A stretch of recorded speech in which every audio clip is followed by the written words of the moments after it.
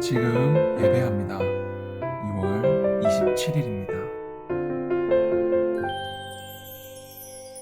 오늘 하나님께서 우리에게 주시는 말씀은 민수기 35장 22절에서 34절까지 말씀입니다.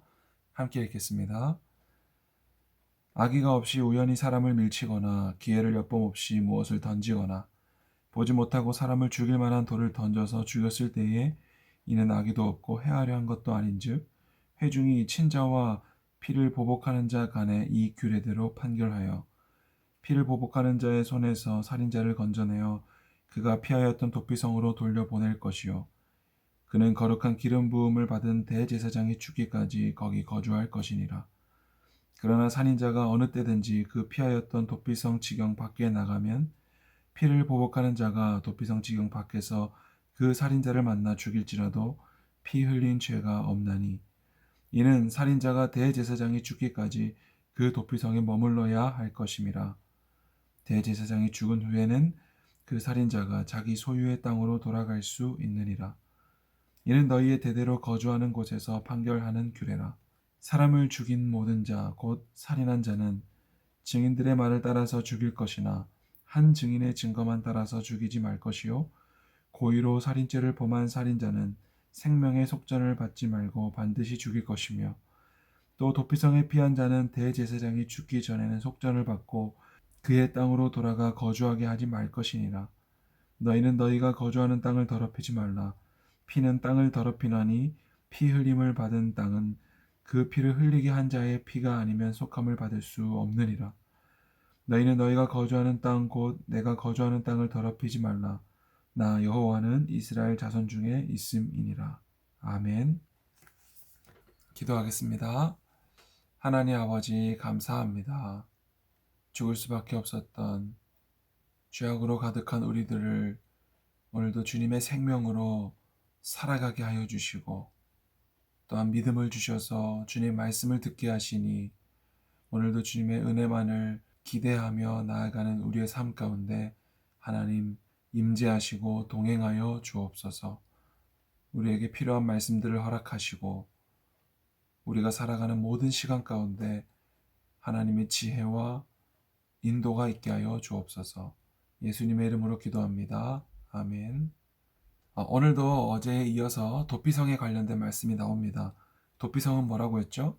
실수로 사람을 죽인 자들이 피할 수 있는 곳이라고 했습니다. 이 사람은 언제까지 도피성에 있어야 되냐면 대제사장이 죽을 때까지였습니다.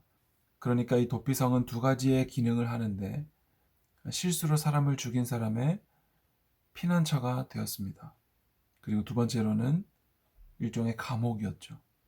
대제사장이 죽을 때까지 이 사람은 도피성에서 나갈 수가 없었습니다. 만약에 이것을 어기고 도피성에서 나가면 그 피를 보복하는 자, 누구라고 했죠? 가족 중에 한 명을 피로 보복하는 자를 세워서 그 사람이 언제든지 그 도피성 밖을 나온 사람을 죽여도 그것은 죄가 되지 않는다고 했습니다. 그리고 오늘은 실수도 아니고 전혀 모르는 상태에서 사람을 죽였을 경우 22절에 악의가 없이 우연히 사람을 밀치거나 기회를 엿봄 없이 무엇을 던지거나 보지 못하고 사람을 죽일 만한 돌을 던져서 죽였을 때에는 이는 악의도 없고 해하려 한 것도 아닌즉 라고 나옵니다.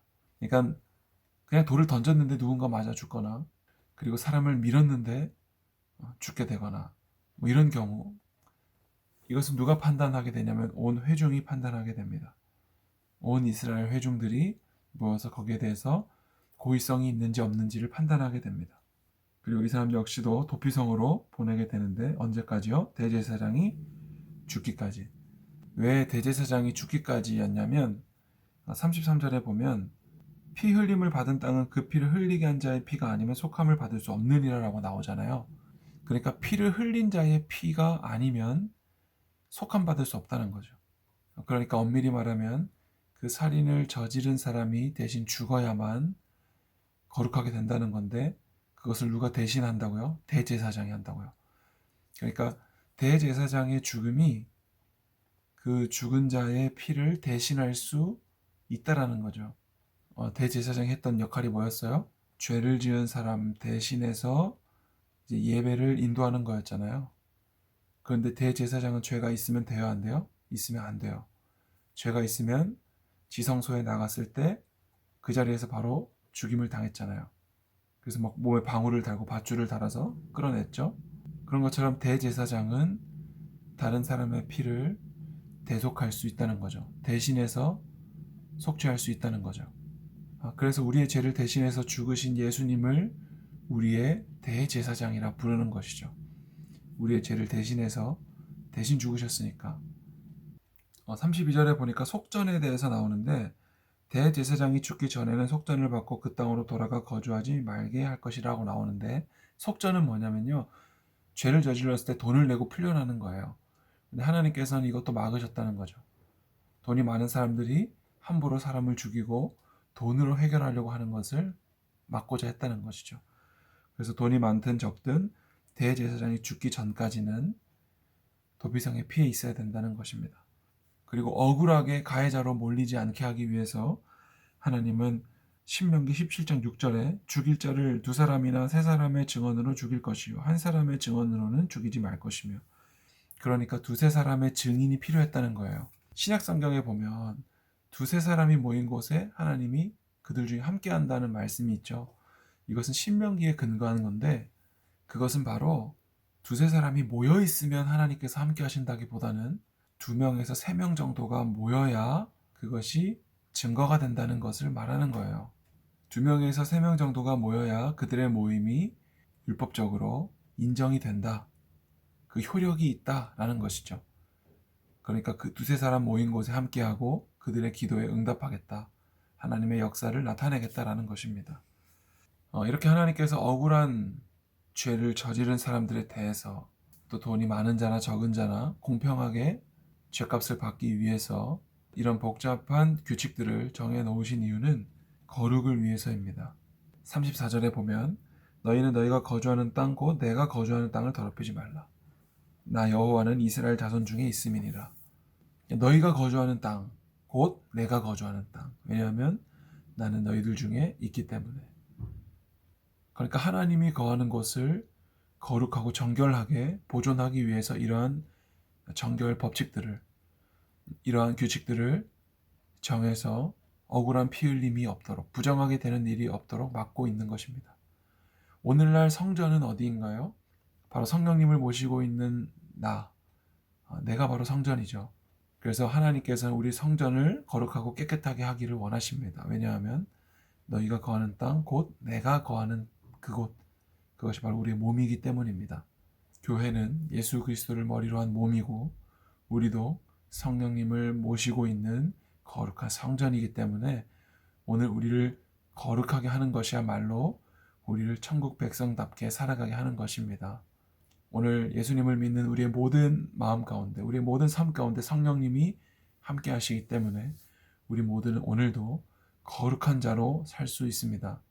하나님의 말씀을 듣고 그 말씀대로 순종하며 살아가고, 또 우리를 통해 하나님의 복음과 은혜가 다른 사람들에게 흘러가게 하는 빛과 소금의 역할을, 또 그 성전의 역할을 오늘 하루 동안 잘 감당하고, 또 우리가 알게 모르게 짓는 모든 죄악들 가운데 하나님께서는 도피처가 되어 주셔서 우리의 죄를 용서하신다는 사실을 기억하고 오직 하나님께만 피하는 우리 모두가 될 수 있기를 바랍니다. 물론 친구에게 죄를 저질렀을 때는 하나님께 회개했다면 그 사람에게도 찾아가서 용서를 구해야 됩니다. 그리고 그에 합당한 책임을 지어야 합니다. 그것이 우리가 이 땅에 살고 있는 세상의 또한 법칙이고, 우리는 그 법칙 역시 잘 따라야 예수님 믿는 자로서 세상의 소금과 빛의 역할을 감당하는 것입니다. 오늘 하루도 우리의 피난처 되시는 주님만 의지하고 같은 죄를 반복해서 짓지 않는 우리 모두가 되기를 축복합니다. 기도하겠습니다. 우리의 피난처가 되시는 주님 감사합니다. 우리는 알면서도 또 몰라서 짓는 수많은 죄악들이 있습니다. 우리를 위해 십자가에 달려 죽으시고 우리의 모든 죄를 사하여 주신 주님, 우리를 거룩하게 하셨사오니 오늘도 주의 자녀답게 거룩하게 빛의 자녀로 살아가는 우리 모두가 되게 하여 주옵소서. 내일은 주일입니다. 내일 예배 가운데도 함께 하여 주시고 우리가 수련회 때 받은 은혜를 잊지 않고 매일의 삶 가운데 실제하시는 하나님과 동행하는 우리 모두가 되게 하여 주옵소서. 예수님의 이름으로 기도드립니다. 아멘.